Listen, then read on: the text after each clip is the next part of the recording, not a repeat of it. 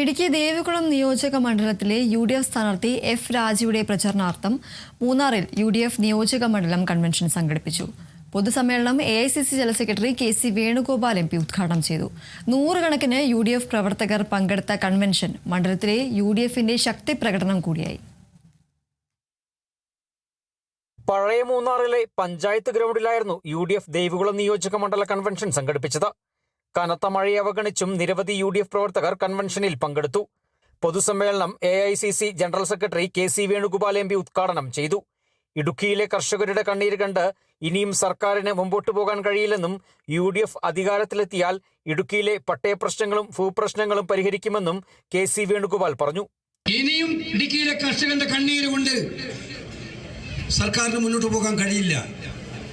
ഈ തീരുമാനവുമായിട്ടാണ് UDF നിങ്ങളുടെ മുന്നിലേക്ക് വരുന്നത് ഈ പ്രാവശ്യം. അതുകൊണ്ട് നിങ്ങൾ എഫ് രാജയെ MLA ആക്കി തിരഞ്ഞെടുക്കുമ്പോൾ, തിരുവനന്തപുരത്ത് ഐക്യജനാധിപത്യ മുന്നണിയുടെ സർക്കാർ അധികാരം ഏറ്റെടുക്കുമ്പോൾ നിങ്ങളോട് ഉറപ്പാക്കി പറയുന്നു, ഇടുക്കിയിലെ കർഷകന്റെ പട്ടയ പ്രശ്നമടക്കം ഇവിടുത്തെ വന്യമൃഗ ശല്യമടക്കം കൃഷിക്കാരനെ ദ്രോഹിക്കുന്ന നടപടികൾ അവസാനിപ്പിക്കാൻ സത്വരമായ നടപടികളുമായിട്ടായിരിക്കും നമ്മൾ വരുന്നത്. നൂറുകണക്കിന് UDF പ്രവർത്തകർ പങ്കെടുത്ത കൺവെൻഷൻ മണ്ഡലത്തിലെ UDFന്റെ ശക്തിപ്രകടനം കൂടിയായി. തെലങ്കാന പഞ്ചായത്ത് ഗ്രാമവികസന വകുപ്പ് മന്ത്രി ധൻസാരി അനസൂയ കൺവെൻഷനിൽ സംസാരിച്ചു.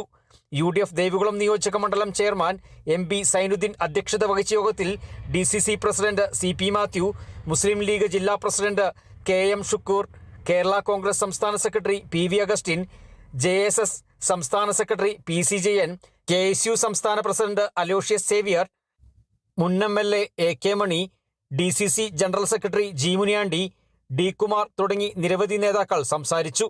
കൺവെൻഷനിലെത്തിയ പ്രവർത്തകർ UDF സ്ഥാനാർത്ഥി എഫ് രാജയ്ക്ക് സ്വീകരണം നൽകി. Kerala vision news, Idukki.